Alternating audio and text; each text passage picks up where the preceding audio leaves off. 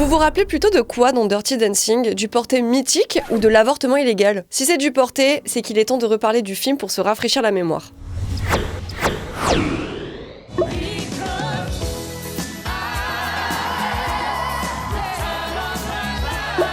Salut tout le monde, c'est Déborah et aujourd'hui sera mon jour de gloire ou le jour de ma chute, mais ça dépendra entièrement de vous. Il y a un risque que cette vidéo bide et bousille nos stats pour les 2 prochains mois, mais ça faisait tellement longtemps que je voulais parler de Dirty Dancing avec vous et que je saoulais toute l'équipe à chaque réunion de rédaction qu'ils m'ont enfin laissé assouvir ma soif de mambo et de cha-cha-cha. Mais sachez que je n'ai aucune limite. Je vise la réussite, le pouvoir et l'argent, donc Antoine et Mathieu s'engagent, sans le savoir, à refaire le porté mythique du film si cette vidéo dépasse les 300 000 vues. Et c'est Antoine qui fera bébé. Je précise aussi qu'ici c'est une safe place si vous aimez Dirty Dancing, peut-être secrètement par peur d'être rejeté par vos proches qui ne jurent que par Fight Club et Gladiator.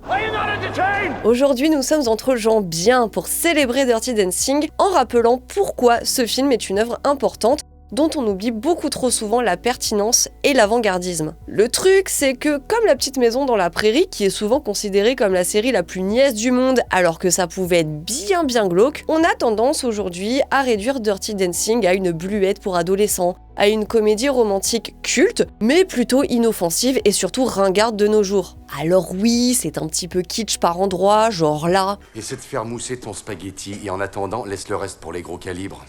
Ou là. Tu n'as pas besoin de courir le monde après ton destin comme un cheval sauvage. Mais en réalité, ce n'est pas si inoffensif que ça. En fait, on a surtout retenu le porté du dernier acte, qui a depuis été refait 1 million de fois, aussi bien au cinéma que dans des salles des fêtes, des studios étudiants ou des piscines municipales. Même Ryan Gosling et Emma Stone s'y sont essayés dans Crazy Stupid Love avec plus ou moins de réussite. On a aussi gardé en mémoire certaines répliques cultes, à commencer par le fameux « On ne laisse pas bébé dans un coin », sans oublier le morceau iconique « I've had the time of my life » dans toutes les playlists de baptême et mariage avec l'aventurier et Je t'emmène au vent. Mais tout ça, c'est juste la surface, la partie superficielle. La postérité du film ne s'arrête absolument pas là. Il faut surtout retenir que Dirty Dancing est une sorte de cheval de Troie, une anomalie industrielle, voire un petit miracle. Dirty Dancing fait partie de ces films à l'histoire rocambolesque dont la simple existence tient de l'alignement d'étoiles. L'intrigue avec cette romance qui commence mal et se termine bien, c'est à l'image de la production. La protagoniste, Frédéric ou Frances en VO, qui est surnommée Bébé, suit le même parcours que le long métrage, de son développement à sa sortie en salle. Le personnage comme l'œuvre ont débarqué de nulle part et personne ne prêtait vraiment attention à eux avant qu'ils se retrouvent sous le feu des projecteurs et dévoilent un potentiel insoupçonné. Le premier gros frein du projet, c'était qu'il n'avait aucun argument de vente solide, notamment du côté du casting. Les 2 têtes d'affiche n'étaient pas connues du grand public. Patrick Swayze et Jennifer Grey s'étaient déjà croisés dans L'Aube rouge, puis Jennifer Grey a eu un petit rôle dans La folle journée de Ferris Bueller et Patrick Swayze a joué dans Youngblood, un film assez oublié avec Rob Lowe et Keanu Reeves pour ses débuts au cinéma. Dirty Dancing reste le rôle emblématique de Jennifer Grey et c'est en jouant Johnny Castle que Patrick Swayze a été révélé au grand public. Il a ensuite décroché des premiers rôles dans Roadhouse, Ghost et Point Break. Mais avant ça, le raisonnement des investisseurs, c'était que le public n'allait pas se déplacer voir un film à l'eau de rose de 2 quasi-anonymes. Bill Medley, un des 2 chanteurs de The Time of My Life, a par exemple raconté qu'il avait hésité à accepter l'offre parce qu'il ne connaissait pas du tout les 2 acteurs. Michael Lloyd, le superviseur musical, a lui expliqué qu'il n'arrivait à convaincre personne parce que le film était produit par une compagnie inconnue. Et justement, parlons-en de cette compagnie inconnue, parce qu'elle a joué un rôle très important dans cette histoire. À l'origine, c'est la scénariste Eleanor Bergstein qui a pitché en 1984 son idée à Eileen Maisel, une cadre de la MGM, qui l'a approuvée. Elle a ensuite été mise en contact avec la productrice Linda Gottlieb, qui elle aussi était très enthousiaste à l'idée de faire le film. Bergstein a donc livré son scénario terminé l'année suivante, en 1985, sauf qu'entre-temps, la direction du studio avait changé et le projet n'emballait pas les nouveaux dirigeants. Le studio a donc renoncé à son option sur le film et ça a été le début d'une longue traversée du désert, puisque le scénario a essuyé 43 refus. Tout le monde trouvait ça inintéressant au possible, sauf la partie musicale, et on se doute que c'était surtout pragmatique après le succès commercial de Flashdance en 83 et avant ça ceux de Fame, Grease ou Footloose. Il a finalement trouvé preneur chez Vestron, une jeune société de distribution et de production pour films à petit budget, dont Dirty Dancing est resté le plus grand et seul succès. La compagnie avait d'ailleurs acquis la réputation de récupérer les scénarios dont personne d'autre ne voulait, et d'être plutôt porté sur les navets et les séries B douteuses. Mais bon, foutu pour foutu, Linda Gottlieb a accepté de revoir le budget à la baisse. Mais genre vraiment à la baisse, avec seulement 4,5 millions de dollars. Quand bien même l'intrigue ne nécessite pas de gros moyens techniques, c'était une somme rachitique en comparaison d'autres films du genre. Pretty Woman, par exemple, c'était dans les 14 millions de dollars. Et Quand Harry rencontre Sally, c'était dans les 16 millions de dollars. Même pour les plus petits films comme Roxane ou Éclair de lune, pour prendre deux autres exemples de 1987, on était bien au-dessus des 10 millions. Mais bon, elles ont accepté, et faute de moyens, le tournage a été fait en 4e vitesse, en moins d'1 mois et demi, avec du système des par-ci par-là et des prises ajoutées au montage qui étaient en fait des échauffements des deux acteurs. Bref, il y a tellement d'anecdotes de tournage que ça pourrait faire l'objet d'une vidéo à part entière. Comme on parle de petit budget, est-ce que ce serait pas le moment parfait pour rappeler qu'à écran large aussi, le budget est serré et se compte pas en millions en plus. Notre média continue à vivre parce que vous regardez les vidéos, que vous lisez les articles et que vous écoutez le podcast. Pour ça, on vous fait des cœurs avec les doigts. Mais pour nous soutenir financièrement, vous pouvez aussi souscrire à l'abonnement qu'on propose sur le site. Le deal est super simple, c'est quelques euros par mois pour avoir accès à tout un tas de dossiers exclusifs. Il y en a vraiment pour tous les goûts, même les plus douteux. L'autre grosse épine dans le pied, c'était le titre ambigu du film, Dirty Dancing, qu'on peut traduire par danse lascive, et c'est d'ailleurs le titre québécois. Ça a donné clairement l'idée d'un film érotique, voire d'un film pornographique. C'est d'ailleurs pour ça que Patrick Swayze le détestait. Le vrai souci, c'était que ça risquait d'être compliqué de vendre quelque chose d'a priori aussi tendancieux à la classe moyenne américaine, qui peut être assez puritaine sur les bords, mais qui était la cible principale du film. Pendant un temps, le titre a même été changé en I Was a Teenage Mambo Queen parce que les autorités avaient bloqué des rushs à la frontière canadienne en pensant que c'était un film pornographique. Le tournage s'est terminé et le film est passé en post-production, mais Vestron ne croyait toujours pas à son potentiel. Donc le plan au départ, c'était de le brader sur le marché vidéo avec une sortie de quelques jours dans quelques salles, histoire d'eux. Et vraiment, à ce moment-là, tout le monde s'attendait à un désastre, à une petite sortie vidéo minable, pour reprendre les mots de la productrice, et ceux qui l'ont fait ont assuré n'avoir eu aucun soutien de quelque sorte que ce soit. Un producteur extérieur, Aaron Russo, avait même été appelé à l'aide après des projections test apparemment catastrophiques et a conseillé devant tout le monde de brûler les négatifs pour toucher l'assurance. Vous et moi, on connaît la fin de l'histoire, le film a été bien accueilli, ce qui a encouragé Vestron à le laisser en salle pour son exploitation. Au final, il a gagné 214 millions de dollars au box-office mondial, dont 64 millions à domicile, pour moins de 5 millions de dollars, on le rappelle. Et ça, c'est sans compter les ventes de VHS et de DVD, les droits de diffusion télé et patin couffin. Il a même eu l'Oscar pour la meilleure chanson originale et 3 nominations aux Golden Globes. Preuve que son succès n'avait rien d'une évidence, Dirty Dancing 2 avec Diego Luna et Ramola Garay est sorti dans l'indifférence quasi générale en 2004, malgré ses 25 millions de dollars de budget. Tout comme le remake de 2017 ou la série télé de 1988. Car oui, on l'a tous oublié, mais il y a eu une série télé sur CBS 14 mois après la sortie du film. Alors Bébé, qui est jouée par Jane de The Office, devient la fille des Kellerman et elle prend plus ou moins le poste de Johnny et apparemment elle a plusieurs béguins. Bon, très honnêtement, j'ai regardé un épisode par professionnalisme et ça m'a suffi. Mais, une suite a été annoncée en 2020, une vraie avec le retour de Jennifer Grey dans un rôle de premier plan et le tournage devrait commencer d'ici la fin de l'année, donc peut-être, sait-on jamais, que cette fois, la nostalgie frappera. Mais du coup, si aucune franchise stable ne s'est créée jusqu'ici, qu'est-ce qui fait que le premier film a autant marqué? Pour répondre à cette question, je pense qu'il faut revenir en arrière. Linda Gottlieb a raconté plusieurs fois que quand elle cherchait un studio pour faire le film, les producteurs disaient tous que Dirty Dancing c'était un petit film doux. D'après elle, c'était une logique inconsciente ou non des hommes, en lien avec leur pénis. Ils ne veulent pas que ce soit petit et doux, ils veulent que ce soit gros et dur. Et oui, on parle toujours de cinéma. Grosso modo, ils reprochaient à Dirty Dancing d'être un film pour les femmes et jeunes femmes. Et oui, on va pas nier, Dirty Dancing, c'est un film de meuf. Pas parce que c'est une romance et que ce serait un sous-genre exclusivement réservé à la gente féminine, bien trop sensible pour les films d'action ou les thrillers, mais bien parce que c'est littéralement un film fait par des femmes, sur des femmes, et pour des femmes. Des films faits par des hommes avec des hommes et pour des hommes, c'était la norme, donc absolument pas un problème. D'ailleurs, 87, c'était une autre année en or pour les héros virils, avec Predator, Full Metal Jacket, Les Incorruptibles, Robocop ou Le flic de Beverly Hills 2. Mais un film qui met une expérience féminine au centre de l'histoire, donc une place pour exister dans une industrie résolument masculine, c'était très rare, donc c'était considéré comme un risque commercial. Au final, je pense que c'est pour cette raison précise que Dirty Dancing a eu une telle résonance auprès du public, notamment féminin, même si, encore une fois, Rien n'est exclusif, homme fort et capable aime Dirty Dancing. Et quand je parle d'expérience féminine, je devrais en parler au pluriel. Je l'ai pas précisé avant, mais le scénario de Bergstein est né d'une scène coupée dans une précédente comédie qu'elle avait écrite, C'est ma chance, avec Michael Douglas. Dans son scénario, il y avait une danse érotique et de séduction entre les deux partenaires à l'écran, mais le studio a préféré la retirer.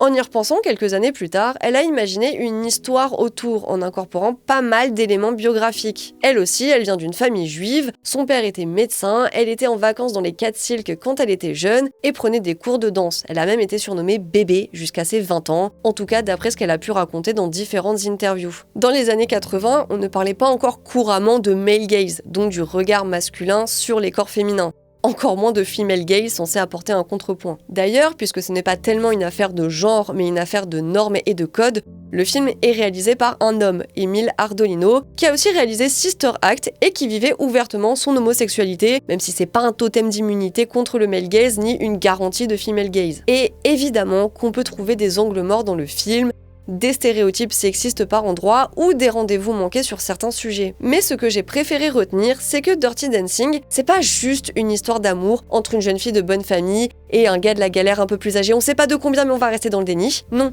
C'est l'histoire d'une femme qui découvre sa sexualité et qui s'empare de son corps. Elle s'affirme et passe symboliquement de bébé à Frances ou Frédéric Haussmann quand Johnny prend le micro et la présente sur scène avant leur scène de danse. En fait, c'est son histoire à elle et pas à eux. Et c'est comme ça que j'interprète le fait que sa voix off ouvre le film, mais qu'il n'y ait pas d'épilogue, pas d'avenir certain pour ce couple très certainement éphémère. Donc quand on en parle comme d'un truc bourré de clichés, d'un côté oui, la romance l'est, mais de l'autre, la façon dont elle est écrite et filmée avait peu d'équivalent dans les années 80. La scène de leur premier rapport sexuel, c'est parfait comme terrain d'analyse, puisque c'est a priori ce que la scénariste avait en tête pour la scène coupée de C'est ma chance. J'aime beaucoup parce que cette séquence renverse les dynamiques de genre habituelles et va à contre-courant des représentations habituelles, notamment quand il s'agit d'entamer un rapport sexuel. Et ça, c'est le type de détail que je trouve toujours très intéressant dans les films. Une des raisons pour lesquelles, par exemple, j'aime autant le cinéma de Catherine Bigelow, et notamment son Point Break avec Patrick Swayze. Pour revenir à Dirty Dancing, dans cette scène,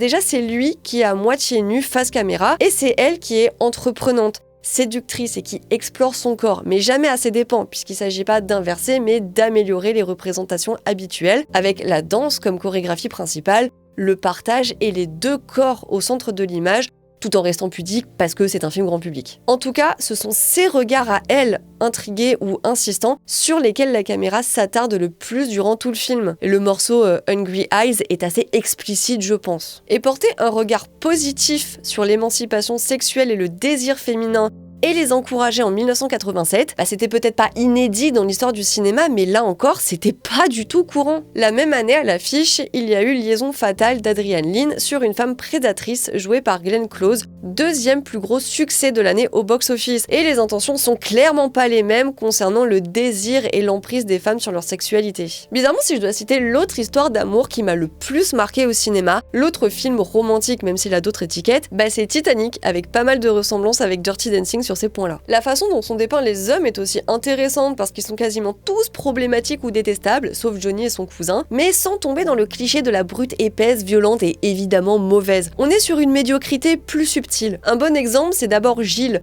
ce fils à papa qui est ce que la société a érigé au rang de bon garçon, versus Johnny qui lui est le mauvais garçon. C'est pourtant un tue-l'amour sur pattes, condescendant et intellectuellement limité avec ses vieilles disquettes de merde. À un moment, il parle à bébé de ses cheveux dans le vent avec un air de con, et en VF c'est pire puisqu'il dit « tes longs cheveux dans le vent » alors qu'il parle à une fille avec un carré bouclé. Bref. Pour rester sur le sujet de la VF, je trouve qu'elle amène quelques petits trucs en plus à certains endroits. Notamment le moment où le père de bébé s'en prend à elle. En VO, il lui dit juste d'enlever son maquillage avant que sa mère la voie. Mais en VF, il lui dit qu'elle ressemble à une pute. Bon, ça rejoint clairement les exemples de liberté prises dans le doublage dans les années 80, souvent pour ajouter des termes injurieux en français. Viens ici, sale enculé!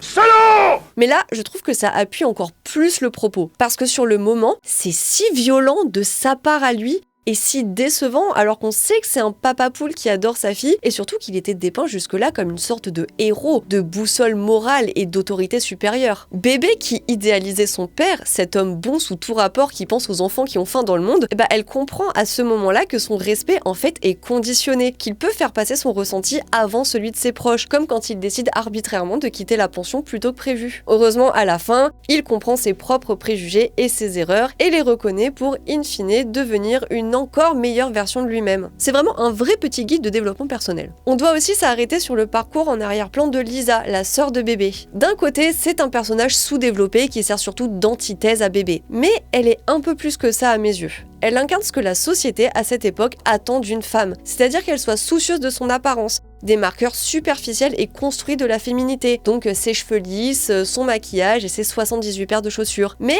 à l'inverse, qu'elle ne soit pas à l'aise dans son corps et pas suffisamment réfléchie pour savoir ce qu'elle veut sexuellement et ce qu'elle mérite ou non. À la fin, quand Johnny vient de se faire virer et que Bébé est triste, elle partage un beau moment avec elle où elle change un petit peu de perspective. D'abord, elle lui propose de lui faire un brushing, puis se ravise immédiatement et lui dit qu'en fait, elle en a pas besoin parce qu'elle est déjà très belle comme ça. Et à la toute fin, on voit le cousin de Johnny lui montrer comment danser, ce qui me fait penser à une sorte de passage de relais, un peu comme si sa propre histoire à elle était en train de commencer. C'est comme pour sa mère encore plus en arrière-plan, mais qui finit au bon moment, en quelques mots seulement, à s'imposer. Puis elle aussi, elle se libère à la fin. Tout le monde se libère à la fin, même les deux mamies là. C'est mon moment groupie, mais je connais vraiment la séquence par cœur. Et ce petit jeté de châle en arrière là, en mode « Oh allez, on n'a qu'une vie » et qui danse avec son ami, avec le patron choqué derrière. Ça m'attendrit à chaque fois. Comme cette scène émouvante entre Bébé et Penny avant le premier show au casino. Globalement, j'adore les relations entre les femmes dans ce film parce qu'elles se parlent, elles s'écoutent et se confient. C'est un vrai bel exemple de sororité sans rivalité cliché ou crépage de chignon. C'est moins frontal, mais Johnny aussi, dans un sens, reprend possession de sa sexualité et de son corps. Là encore, des thèmes qu'on abordait très peu dans le cinéma grand public. Il est sexuellement exploité par les femmes riches de la pension et dépend financièrement d'elles puisque son boulot est payé au lance-pierre. Il offre aussi un portrait à rebours des standards.